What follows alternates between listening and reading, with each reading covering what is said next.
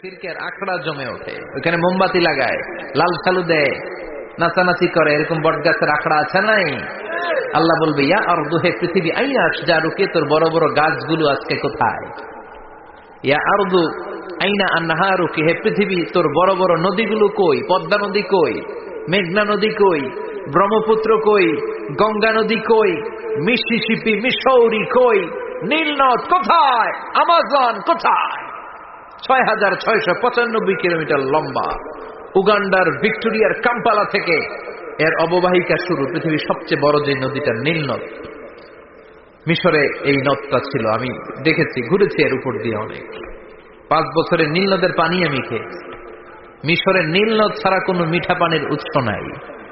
এজন্য প্রাচীন ঐতিহাসিক, ওনার নাম হিরোডোটাস, উনি বলেছিলেন, Egypt is the gift of Nile. মিশর হচ্ছে নীল নদের দান। নীল নদ না থাকলে মিশরে কেউ থাকতো না। আল্লাহু আকবার পড়েন। 2টা নদী সিদরাতুল মুনতাহা থেকে জান্নাতের কানেকশন নিয়ে পৃথিবীতে এসেছে। একটা হচ্ছে ইরাকের দজলা ফোরাত নদী, আর একটা হচ্ছে মিশরের নীল নদী। সুবহানাল্লাহ পড়বেন না? 5 বছর আমি এই নীল নদের পানি খেয়েছি যখন মিশরে ছিলাম। সরাসরি না, মিশরীয় সরকার পাইপলাইন দিয়ে এই পানিকে রিফাইনিং করে জনগণের জন্য পৌঁছে দেয়। এই নীল নদের নিচ দিয়ে মিশরের মেট্রো লাইন আছে, মানে ট্রেন। এটাকে বলে পাতাল ট্রেন। কি বলে? পাতাল ট্রেন। আপনাদের প্রধানমন্ত্রী নাকি একটা করবে শুনলাম, উনি ঘোষণা দিয়েছেন। তো এটার নিচ দিয়ে, নীল নদের নিচ দিয়ে আমরা ট্রেন দিয়ে এই মাথা থেকে ওই মাথায় যেতাম, আবার ব্রিজ দিয়ে এপাশ থেকে ওপাশে যেতাম। 10টা দেশ ঘুরে এই নীল নদ, একটা সাগর আছে মেডিটেরেনিয়ান সি, মানে ভূমধ্য সাগর, ওইটার সাথে মিলিত হয়েছে। আল্লাহ সেদিন বলবেন, আইনাল নাইল, নীল নদ আজকে কোথায়? আইনাল আনহার, নদীগুলো কোথায়?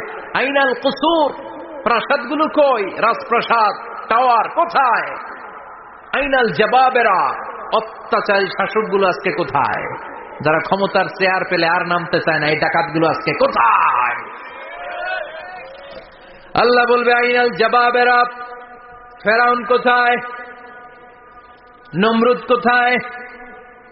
আবু জাহেলের গোষ্ঠী কোথায়? ফেরাউনের চাচাতো ভাইরা কোথায়? নমরুদের চাচাতো ভাইরা কোথায়? কোথায়? যারা ক্ষমতার দাপট দেখিয়েছে, কোনো আওয়াজ আছে?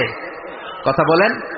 আল্লাহ বলবেন, লিমানিল মুলকুল ইয়াউমা লিল্লাহিল ওয়াহিদিল কাহ্হার। লিমানিল মুলকুল ইয়াউম, আজকে ক্ষমতা কার?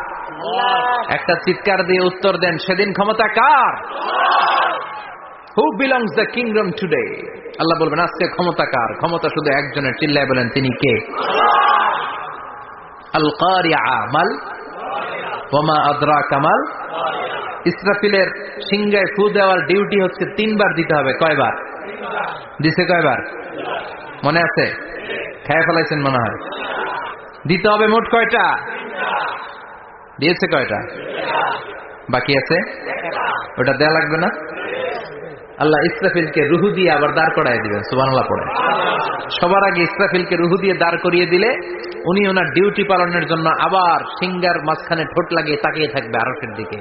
আল্লাহ বলবে, ইসরাফিল, এবার 3 নাম্বার ফু দিয়া ডিউটি শেষ কর।